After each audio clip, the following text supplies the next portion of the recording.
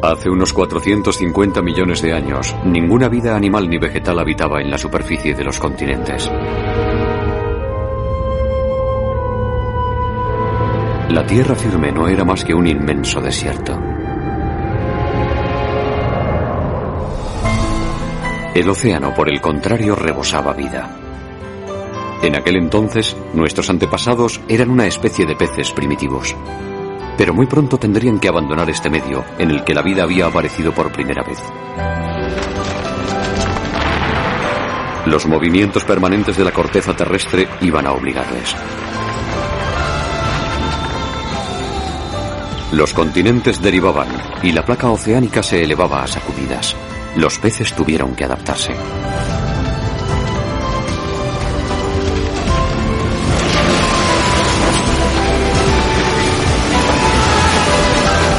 El movimiento de las masas continentales les impulsó a abandonar su hábitat ancestral.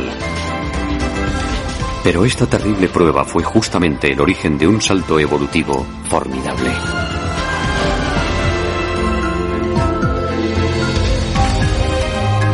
Las plantas habían invadido la tierra mucho antes que los animales.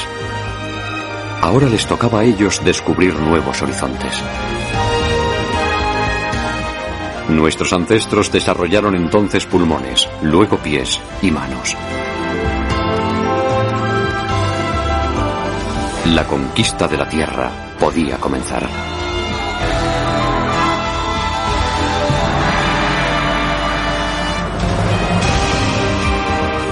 Planeta Tierra.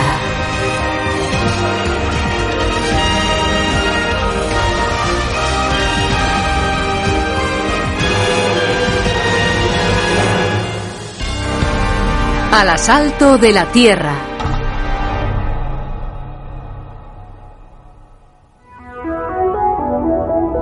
Así era nuestro planeta hace 450 millones de años, antes de que la vida se aventurara fuera del agua.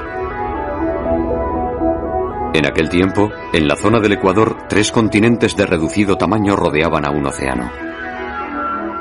Y fue precisamente aquí donde se preparó el gran desembarco de la vida hacia tierra firme. Este océano recibe el nombre de Iapetus. Sus aguas luminosas y poco profundas eran un auténtico paraíso para la vida.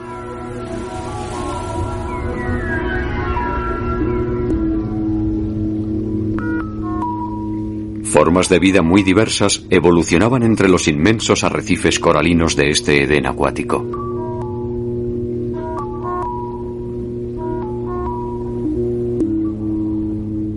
En ese momento de nuestra historia, nuestros ancestros pertenecían a una especie llamada Arandaspis. Son los peces más antiguos conocidos dotados de vértebras. Vivían hace 450 millones de años. Estos torpes nadadores de unos 20 centímetros de largo no poseían aletas.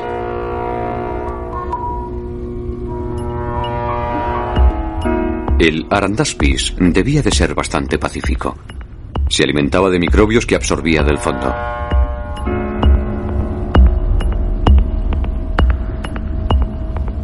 Pero esta vida paradisíaca no iba a durar mucho tiempo para los peces. Los problemas se avecinaban ya.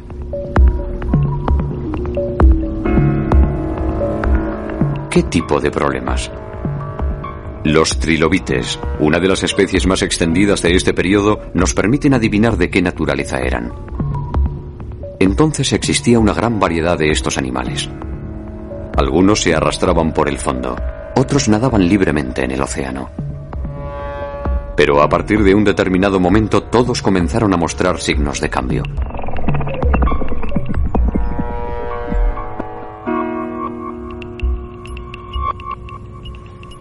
El profesor Richard Fortey del Museo de Historia Natural de Londres habla de una auténtica convulsión en la morfología de los trilobites.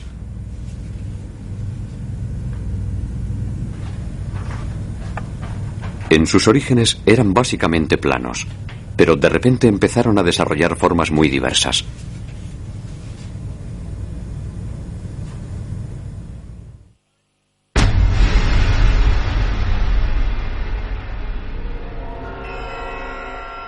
El Dicranurus, por ejemplo, apareció hace 400 millones de años. Las espinas que cubren su cuerpo le dan un aspecto extraño. ¿Qué pudo originar un cambio tan profundo en los trilobites? Podemos asegurar casi con certeza que se trata de una reacción defensiva ante una mayor presión ejercida por los distintos predadores. En otras palabras, la vida se había puesto un poco más difícil para los trilobites y una de sus respuestas fue mejorar su caparazón protector. ¿Por qué la vida se había vuelto más difícil en el océano primordial? Según el profesor Fortey, se debió principalmente a la disminución de las aguas poco profundas que habían proporcionado un hábitat ideal a numerosas especies. Estamos en Shropshire, al oeste de Inglaterra. Hace 440 millones de años, estas tierras se encontraban exactamente en el Ecuador. Una parte del océano Iapetus las cubría. En esta cantera caliza existen numerosas pruebas de la antigua presencia de un rico ecosistema oceánico. Fíjese en esto, es extraordinario. Es una cadena de corales tabulados. La presencia de estos corales fosilizados sugiere una gran abundancia de vida. Su tamaño indica que se estuvieron desarrollando aquí durante varios siglos. Sin embargo, a partir de un momento concreto, este testigo de la riqueza del medio marino desapareció bruscamente. No quedó ni rastro de este mar idílico. Pero esta vez, ni el impacto de un asteroide, ni los avatares de la vida fueron la causa de tal conmoción. El cambio vino del interior del planeta.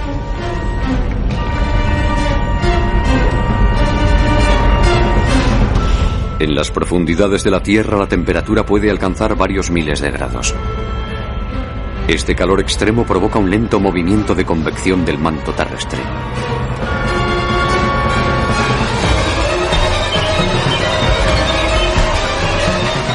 Dicho movimiento empuja a las masas continentales a una deriva sin fin sobre la superficie del planeta.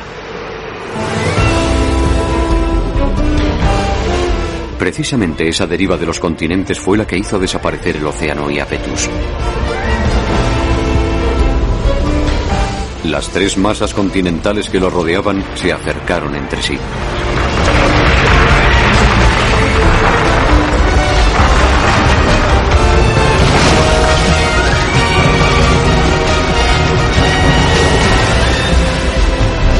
Entonces, tras una serie de cataclismos, la superficie del mar se vio reducida por el avance de los continentes. Como no podían desplazarse, la mayoría de los corales fueron destruidos.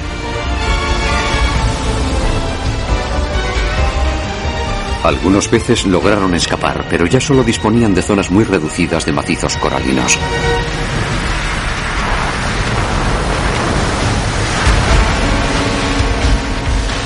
Los continentes se desplazan solamente algunos centímetros al año. Pero en pocas decenas de millones de años, hicieron desaparecer el océano al que rodeaban. El fondo marino, antes tapizado de corales, fue brutalmente levantado e integrado en las tierras emergidas. Hace 400 millones de años, el océano Iapetus había dejado de existir.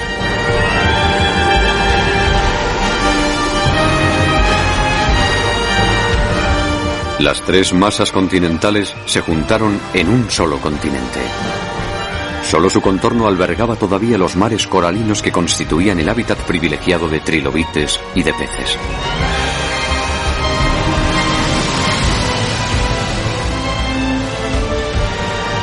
Una disminución del espacio vital implica necesariamente una mayor competitividad. La ley de la jungla reinó, a partir de entonces, en los mares coralinos periféricos. Para el profesor Fortey, eso es lo que explica la transformación de los trilobites. En el Museo de Historia Natural de París se pueden ver fósiles de las especies que dominaban aquel universo de aguas poco profundas.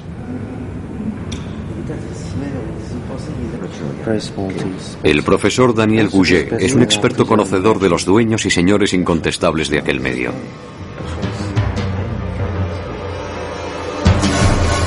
Estos son placodermos, peces dotados de una poderosa mandíbula.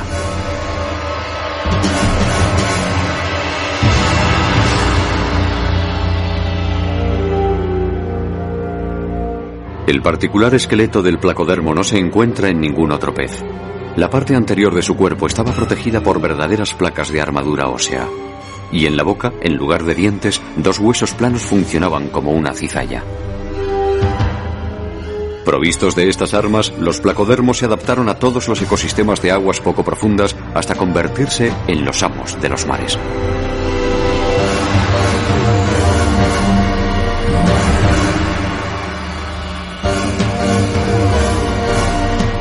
El Dunkleosteus es uno de los placodermos que alcanzaron tamaños extraordinarios.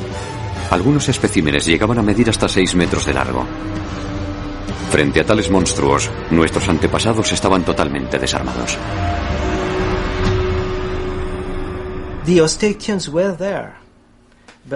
También estaban los osteictios, pero vivían bajo el dominio absoluto de los placodermos, mucho mejor adaptados a toda clase de ecosistemas.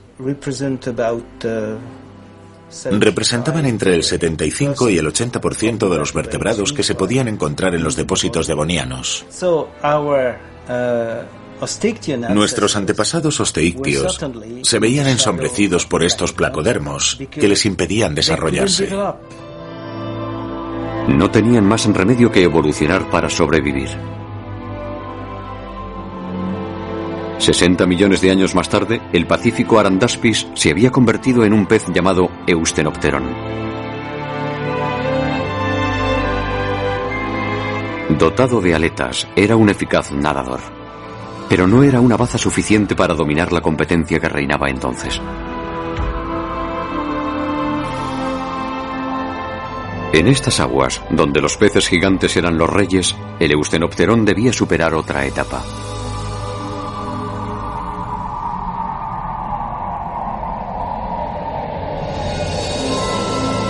Una etapa tan importante que iba a permitirle abandonar el océano, donde la competencia era tan feroz. Pero ¿hacia qué horizonte se encaminó el Eustenopteron?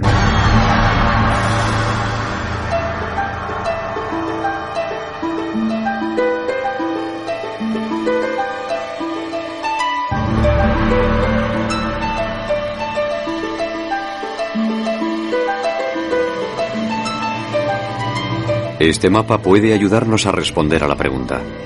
Muestra la posición actual de los sitios donde han sido descubiertos fósiles de Eustenopteron y de sus descendientes. Si retrocedemos en el tiempo para ver dónde se encontraban estos lugares hace 400 millones de años, se puede constatar que formaban parte de una misma masa continental. Todos proceden de una zona situada en el corazón de este vasto continente, nacido de la colisión de 3 placas terrestres más pequeñas. Sin embargo, justo después de esta gigantesca colisión, el continente resultante solo era un inmenso desierto. Es difícil imaginar dónde pudieron instalarse los peces.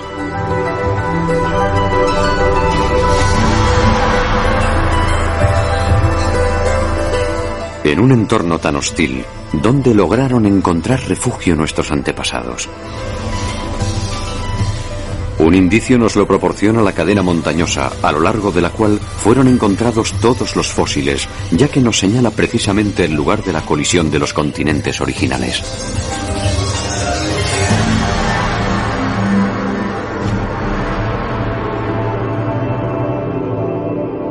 Estamos en Sognefjord, Noruega. Es el más septentrional de todos los lugares que atestiguan la colisión de los dos macizos continentales llamados Báltica y Laurentia.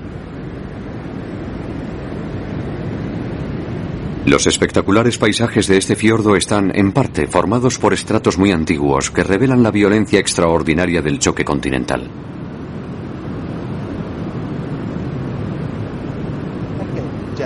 Esta curvatura visible en los estratos es un pliegue.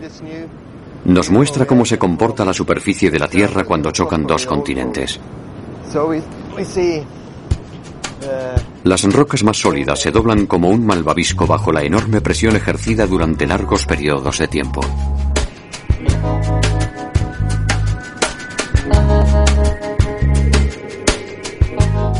Los plegamientos de los estratos pueden observarse en varios lugares del mundo donde los continentes chocaron entre sí.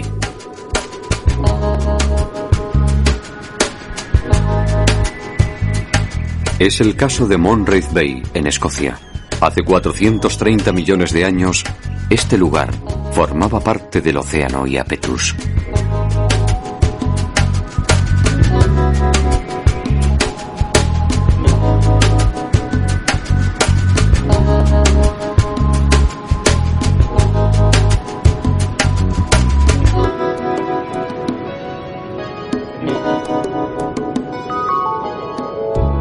La parte meridional de la zona de colisión se encuentra hoy en el este de Estados Unidos.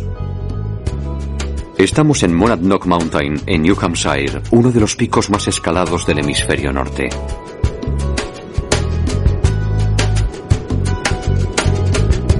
Cerca de la cima a la que están a punto de llegar excursionistas se ven claramente las huellas de los pliegues en la roca. El estrato plegado se extiende a lo largo de varios miles de kilómetros, desde Noruega hasta Estados Unidos.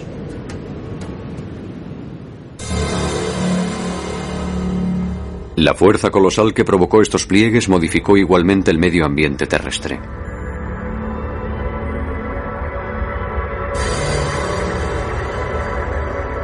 Hace 400 millones de años, después de la desaparición del océano Iapetus, la deriva de los continentes continuó.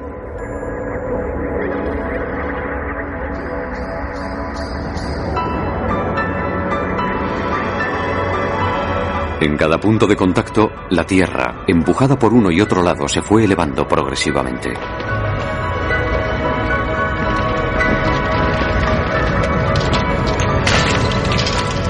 Durante 40 millones de años, la presión continuó, dando lugar a una inmensa cadena montañosa llamada Cadena Caledoniana.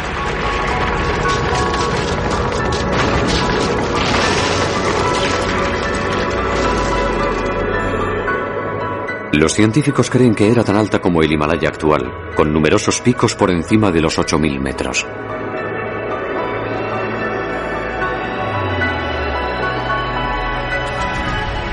Fósiles de Eusthenopterón y de otras especies animales fueron hallados amontonados a los pies de la cadena caledoniana.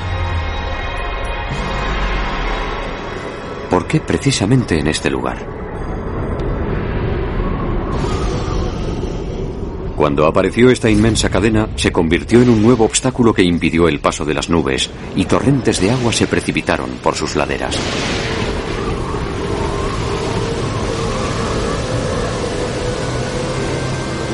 El agua, al horadar la ladera, formó ríos.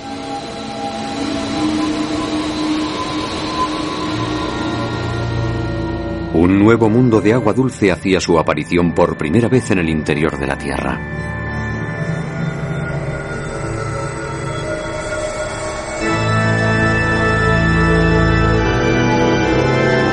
Para los peces, que luchaban por su supervivencia en las aguas poco profundas que bordeaban el continente, estos grandes cursos de agua dulce que desembocaban en el mar eran un refugio inesperado. Pero estos ríos no constituían un hábitat totalmente protegido. En aquel tiempo, el musgo y los pequeños helechos apenas empezaban a implantarse en la tierra. Las orillas de los ríos seguían siendo en su mayoría desérticas. Bajo los rayos del sol, la tierra se secaba y se cuarteaba. Cuando llovía, los ríos se desbordaban y se transformaban en torrentes de lodo. Estas primeras aguas dulces constituían un medio muy inestable, así que para los peces instalarse no resultaba tarea fácil.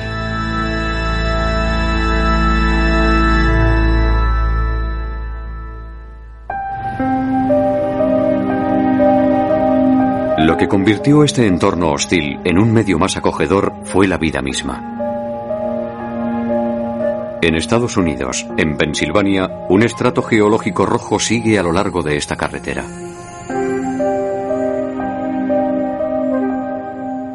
Hace 370 millones de años, esta colina se encontraba al pie de las montañas caledonianas y por ella discurrían grandes ríos.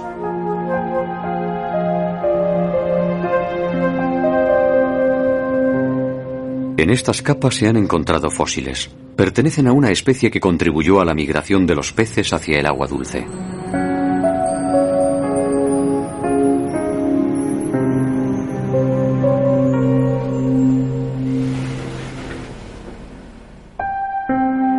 Estos fósiles son de una planta llamada Archaeopteris.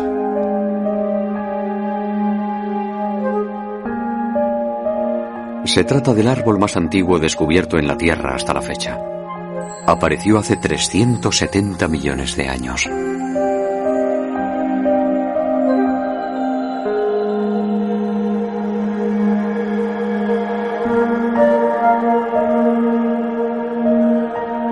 El Archaeopteris se parecía a una conífera. Fue el primero en la historia de la Tierra en poseer un tronco.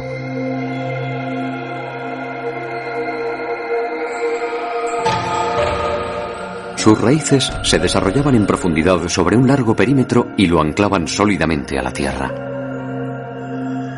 Su tronco se ensanchaba cada año y se cree que podía alcanzar hasta 20 metros de altura.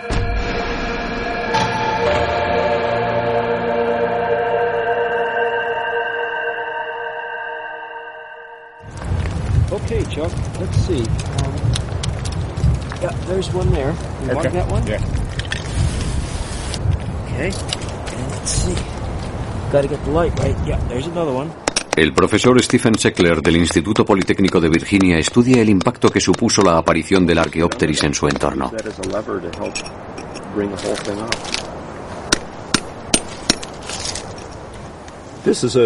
Es una hermosa cepa de Archaeopteris, muy representativa de los árboles de aquella época.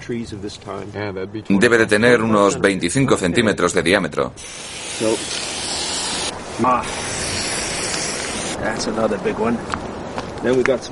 Los científicos marcan el emplazamiento que ocupaba cada árbol para intentar evaluar la densidad de este bosque.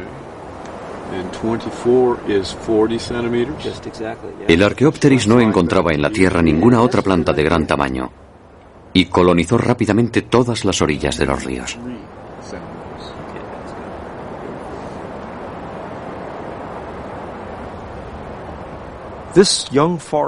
El bosque joven que tenemos aquí detrás presenta grandes similitudes con los primeros bosques de Archaeopteris.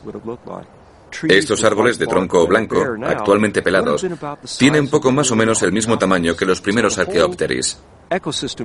Su aparición supuso un cambio del ecosistema en su globalidad. Lo que antes era un entorno al descubierto, muy poco productivo, se transformó en un medio cubierto de una densa capa arbórea con una tasa de productividad mucho más elevada.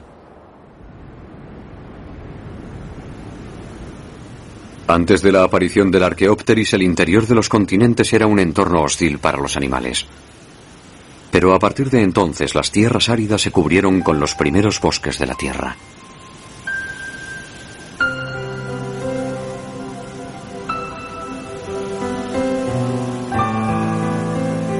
El suelo, hasta entonces resecado por los rayos del sol, se beneficiaba ahora de la sombra de los árboles.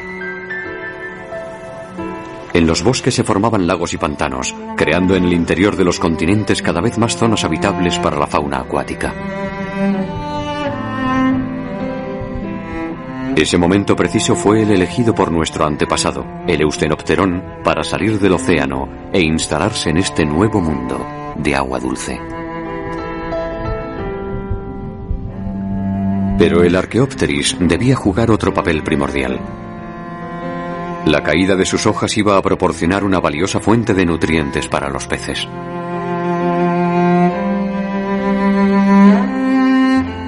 Las hojas del Archaeopteris, descompuestas por las bacterias, pasaron así a alimentar a la fauna acuática.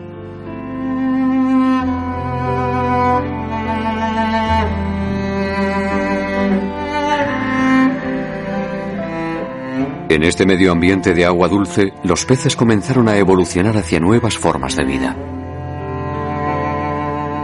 La aparición de los bosques había creado un mundo totalmente virgen que acogía a los animales más débiles, expulsados de los océanos. Para nuestros antepasados que se refugiaron aquí, el bosque de Archaeopteris fue realmente una dulce protección.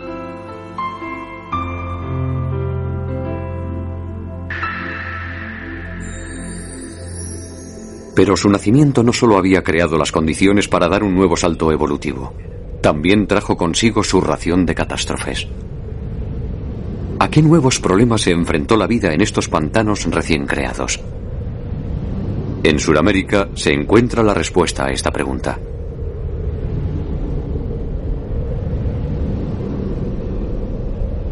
Estamos en la cordillera de los Andes.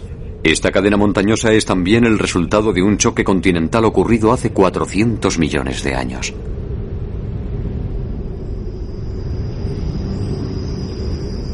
Al pie de estas montañas existe igualmente un mundo de vastos bosques y de fértiles cursos de agua. Es la Amazonia.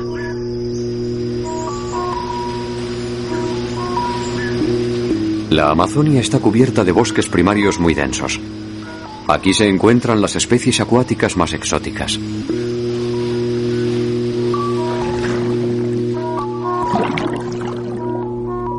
La armadura de este pleco recuerda sin duda a la de algunos peces prehistóricos. Y el majestuoso arowana presenta unas características únicas. La Amazonia es un verdadero santuario para las especies de agua dulce.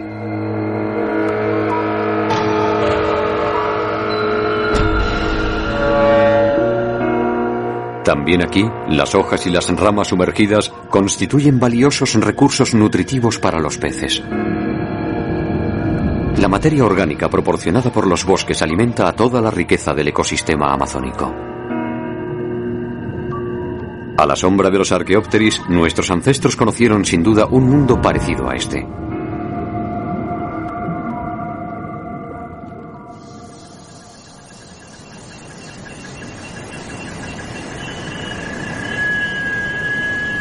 Pero en la Amazonia, el mes de junio señala el principio de la estación más difícil para los peces.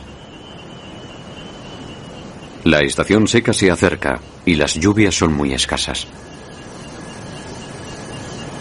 A lo largo de esta estación, el nivel del Amazonas desciende 18 metros. Cuando las aguas se retiran, solo dejan tras de sí algunos charcos dispersos. Y la estación seca dura 4 meses.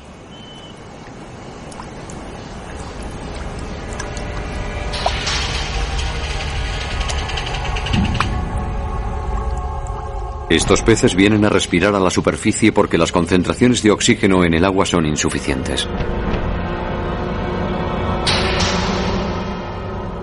Cuando hay menos agua y las temperaturas son más elevadas, la cantidad de oxígeno disuelta en el agua disminuye.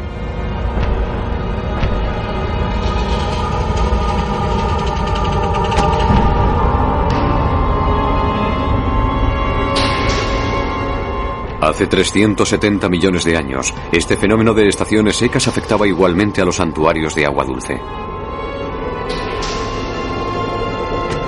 Al contrario que en los vastos océanos, el medio ambiente de los ríos y los lagos era bastante precario y regularmente el agua escaseaba de forma dramática.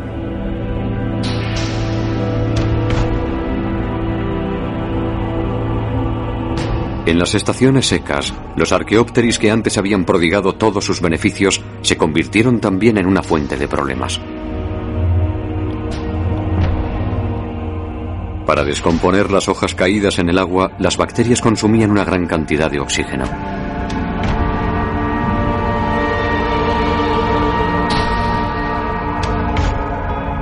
El gran desafío al que se enfrentaba la vida en este entorno de agua dulce era, pues, la rarefacción del oxígeno.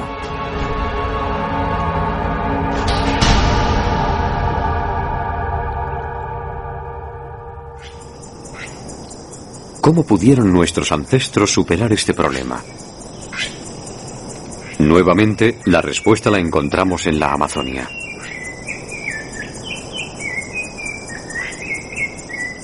Aquí vive una especie capaz de acostumbrarse a las estaciones secas más terribles.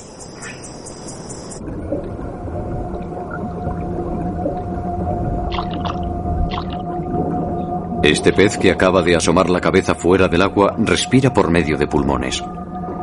Es un dipneo. Este tipo de pez no se preocupa por el nivel de oxígeno del agua, pero si no sube a la superficie para respirar en el exterior, se ahoga. Estudios recientes han demostrado que el dipneo es uno de los parientes más cercanos de nuestros antepasados que vivían en la época de los Archaeopteris.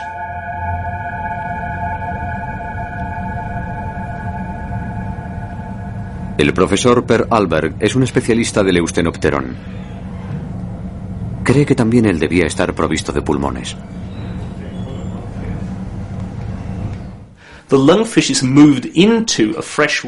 Los dipneos vivieron en los pantanos de agua dulce al mismo tiempo que los primeros tetrápodos. Se han hallado fósiles de ambas especies en los mismos estratos. De modo que, cuando observamos a los dipneos actuales y su sistema respiratorio, estamos viendo a un animal muy cercano a los primeros tetrápodos. Los pulmones aparecieron para permitir a estos animales respirar incluso en aguas tropicales pobres en oxígeno. Los científicos han tratado de reconstruir las etapas de la aparición de los pulmones en los peces prehistóricos. En un primer momento, la parte superior del esófago se infló, transformándose en un esbozo de pulmón. Y cuando se produjo la migración de los peces del océano hacia el agua dulce, estos apéndices se desarrollaron especialmente. El interior de estos nuevos órganos estaba relleno de vasos sanguíneos para permitirles absorber más oxígeno. De modo que fue precisamente la exposición a los violentos cambios del hábitat de agua dulce y la variación en la concentración en oxígeno lo que obligó a los peces a desarrollar órganos respiratorios como los pulmones. Esta adaptación iba a facilitar el siguiente salto evolutivo. A partir de ahora, la vida podía abandonar su cuna oceánica para extenderse prácticamente por todos los hábitats, tanto en la tierra como en el aire.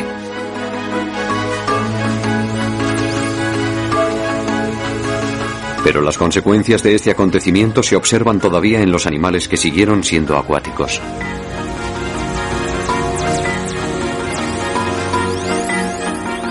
La mayoría de los peces que existen actualmente son, en realidad, descendientes de los primeros dipneos que se establecieron en agua dulce.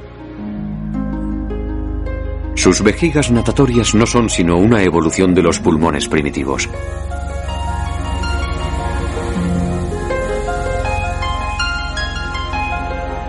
Casi todos los peces que permanecieron en el océano estaban destinados a desaparecer. El vacío dejado por esta desaparición fue enseguida ocupado por aquellos que habían escapado hacia el agua dulce y habían adquirido pulmones. Regresaron al océano, donde los problemas de rarefacción de oxígeno no existían. Sus pulmones cambiaron de función para convertirse en vejigas natatorias. Esta nueva ventaja les permitió un desplazamiento más rápido sin desgaste suplementario de energía.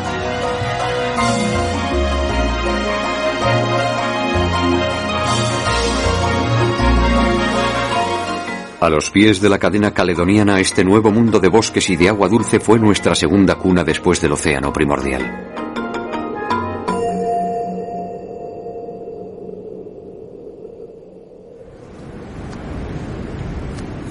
Nuestros ancestros estaban ahora equipados de pulmones y se habían adaptado a este nuevo medio.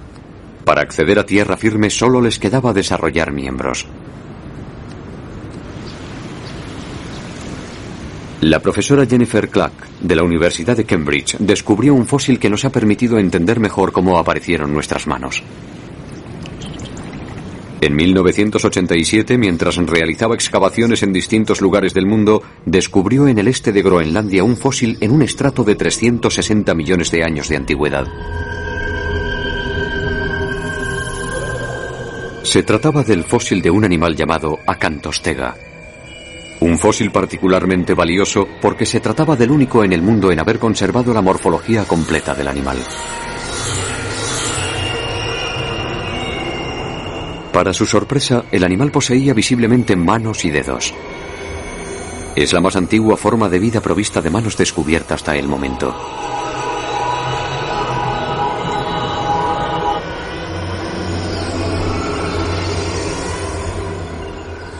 La profesora Clark realizó dibujos detallados de la Acantostega.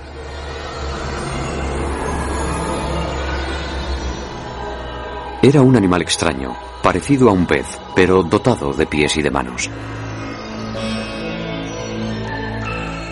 Medía aproximadamente 1 metro de largo.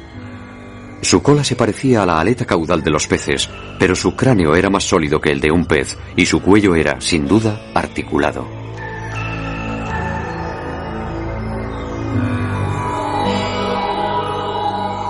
El acantostega era una evolución del Eustenopterón. Sus aletas pectorales se transformaron en patas anteriores y las aletas ventrales en patas posteriores.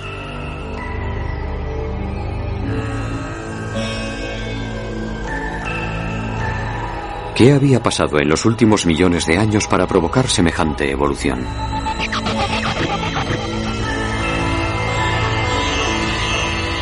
Los dedos de la acantostega planteaban, además, otro problema.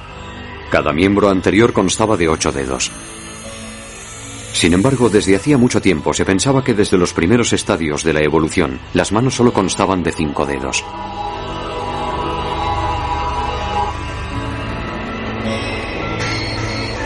Los científicos también creían que las manos provistas de dedos solo habían aparecido después de que los animales se instalaran en tierra firme. El hallazgo de una criatura acuática con 8 dedos conmocionó al mundo científico. Se trataba de un descubrimiento revolucionario que obligaba a replantearse la aparición de la mano.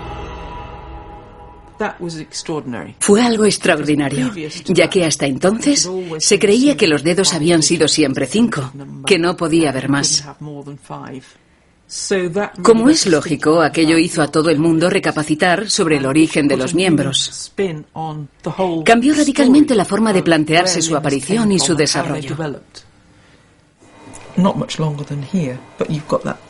Al principio, la doctora Clark pensó que las manos y los pies habían aparecido para facilitar el desplazamiento terrestre. Pero el análisis del esqueleto descartó esa posibilidad.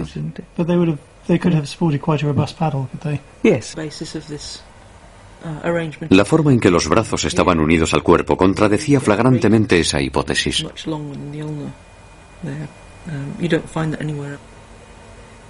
Los brazos de la acantostega salen del cuerpo en horizontal. Al estar sujetos a una mayor gravedad en tierra, esta posición no permitía al animal soportar su peso.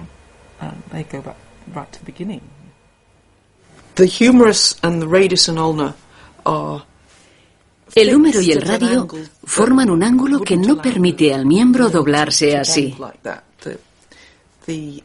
Las articulaciones que tenía aquí y aquí sugieren que el brazo debía llevarse de lado y, por tanto, no podía soportar ningún peso.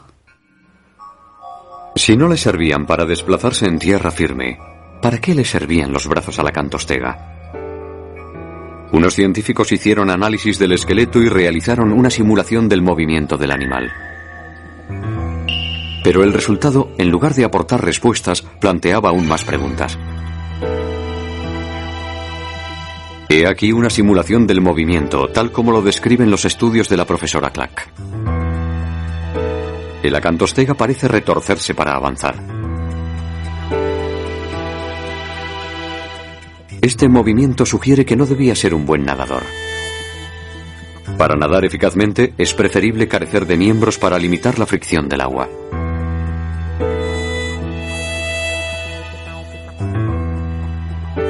Entonces, ¿por qué el acantostega desarrolló pies y manos?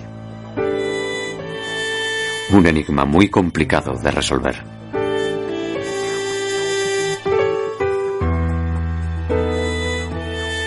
La solución iba a encontrarse en un lugar inesperado, Red Hill, donde se habían descubierto los fósiles del primer bosque de Archaeopteris.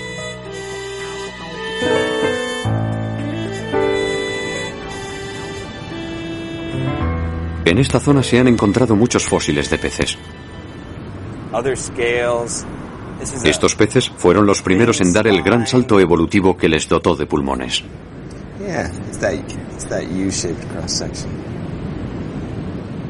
En 1998, el profesor Ted Dessler de la Academia de Ciencias Naturales de Filadelfia descubrió unos dientes de pez muy grandes.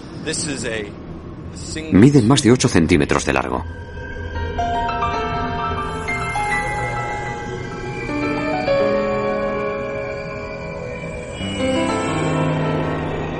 El animal al que pertenecían fue reconstruido a partir de otros elementos fosilizados hallados cerca de los dientes. Se trataba de un enorme pez de 5 metros de largo, totalmente cubierto de escamas rígidas.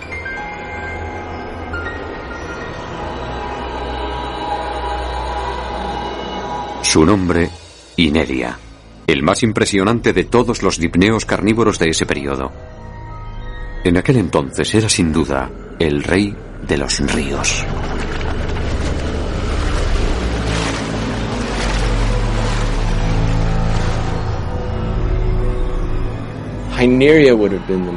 El Ineria era indudablemente el más feroz de los peces que vivían en el ecosistema de Red Hill. La forma del cuerpo demuestra claramente que era un animal capaz de nadar velozmente, de lanzarse muy rápido, perseguir a su presa y de sujetarla entre sus enormes dientes. Los primeros animales dotados de miembros no parecían estar equipados para escapar a tanta velocidad y voracidad. Nuestros ancestros no debían ser enemigo frente al Ineria. En aquella época, el hábitat de los ríos, que había sido durante un tiempo refugio seguro frente al océano, se convirtió en un entorno mucho más competitivo, donde cada uno debía nuevamente luchar por su supervivencia.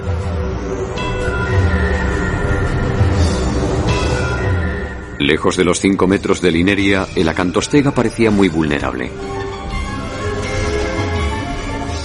Una vez localizado, no tenía ninguna oportunidad de escapar a una muerte segura.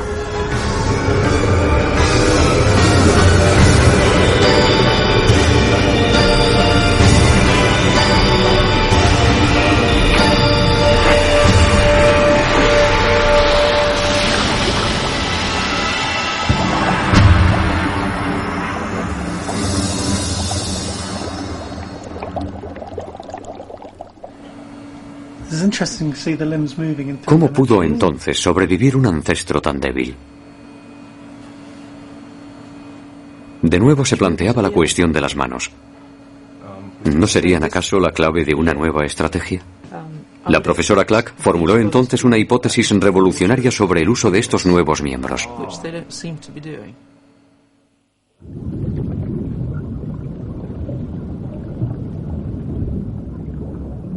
Este pequeño pez que podemos observar en la actualidad fue el que la puso sobre la pista.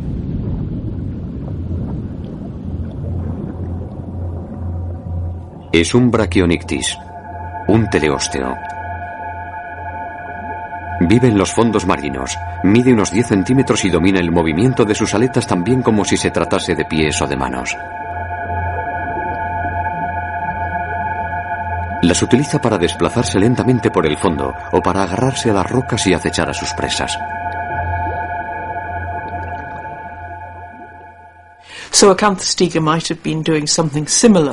El acantostega se comportaba tal vez de la misma forma en los ríos pantanosos. Podía apartar la vegetación del fondo, cosa que no puede hacerse con aletas. Hay que suponer que era un medio ambiente tropical, parecido al de la selva amazónica. Por lo tanto, era un entorno pantanoso, lleno de vegetación submarina y de hojas caídas de los árboles que bordeaban las orillas. Casualmente, los primeros árboles aparecidos en la Tierra, los Archaeopteris, tenían otra característica que iba a resultar muy útil a los seres vivos. Cuando sus hojas caían, lo hacían con su rama. En aquel tiempo, grandes cantidades de ramas se apilaban probablemente en el fondo del agua.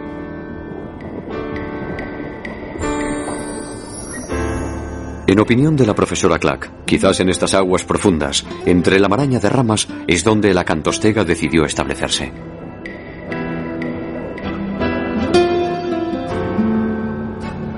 Disponía de pocos medios de defensa, así que había abandonado las zonas de nado libres en medio de las lagunas o de los grandes ríos para llevar una vida más discreta cerca de las orillas.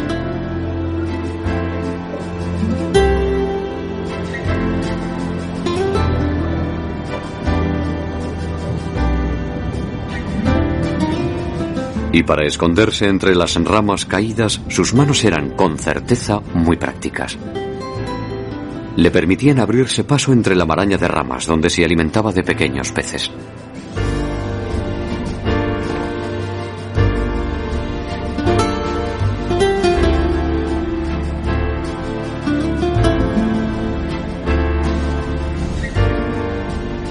De este modo, cuando nuestros ancestros se enfrentaron a la amenaza de los predadores gigantes como el Ineria, no intentaron competir equipándose de dientes aún más temibles, sino que optaron por una vía más pacífica, evitando la confrontación.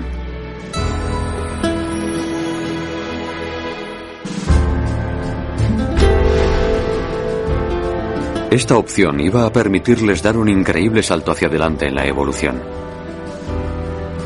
Gracias a las manos que le permitían abrirse paso entre los ramajes, el acantostega pudo vivir en las aguas poco profundas de los ríos al abrigo de los peces más grandes.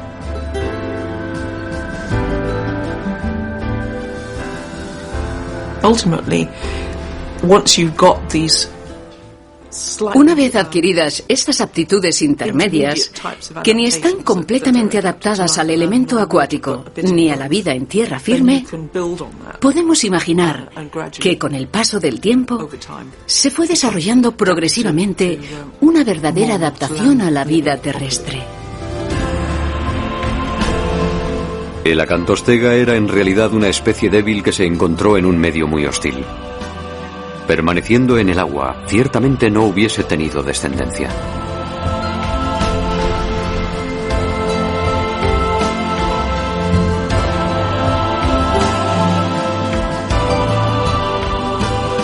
Pero a partir de un cierto momento, su mirada se dirigió hacia una nueva frontera. Y después de muchos millones de años, consiguió franquearla. Nuestros ancestros estaban preparados para vivir en tierra firme.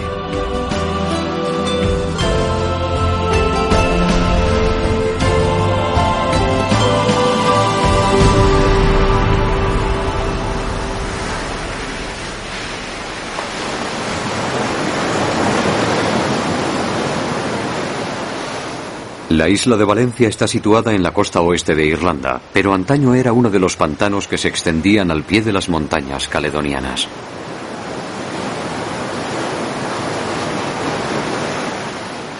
En 1992, gracias a unas excavaciones realizadas en estas costas, se descubrieron unas huellas dejadas por nuestros lejanos antepasados.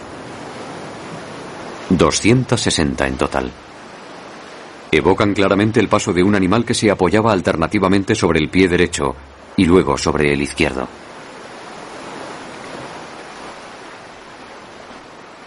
Constituyen las huellas de pasos más antiguas encontradas en la Tierra.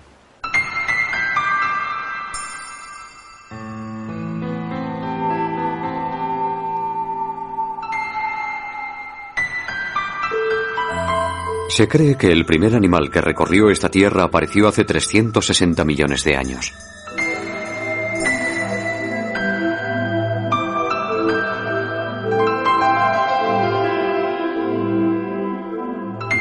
Medía aproximadamente 1 metro de largo y recibió el nombre de Pederpes. Era uno de los descendientes de la acantostega. Un animal frágil que había logrado la hazaña. La conquista de la tierra firme por esta especie única fue una verdadera proeza que daría lugar a todas las especies de vertebrados terrestres.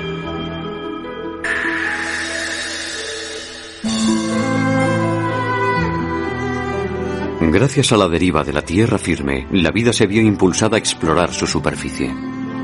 Y sobre esa tierra en movimiento fue donde se desarrolló el proceso evolutivo que condujo hasta nosotros. En tierra firme, la evolución conoció una aceleración espectacular. La superficie de los continentes contenía entornos mucho más variados que el fondo de los océanos. El horizonte evolutivo se amplió y apareció una gran abundancia de especies.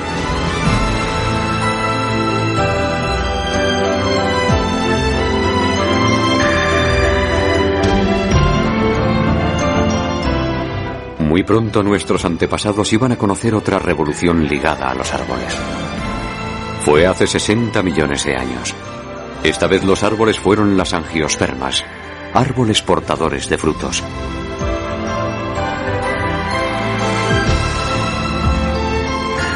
Hasta entonces, los mamíferos solo podían subir a los árboles sirviéndose de sus garras. Pero para llegar hasta los frutos de las angiospermas tuvieron que adquirir una nueva habilidad de la mano, la facultad de asir.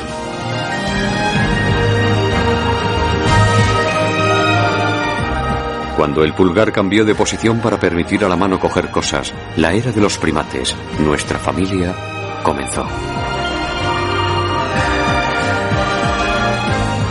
Al dejar los bosques, los hombres desarrollarían aún más la habilidad de la mano para crear todo tipo de cosas. Las manos iban incluso a adquirir la posibilidad de expresar sentimientos y emociones.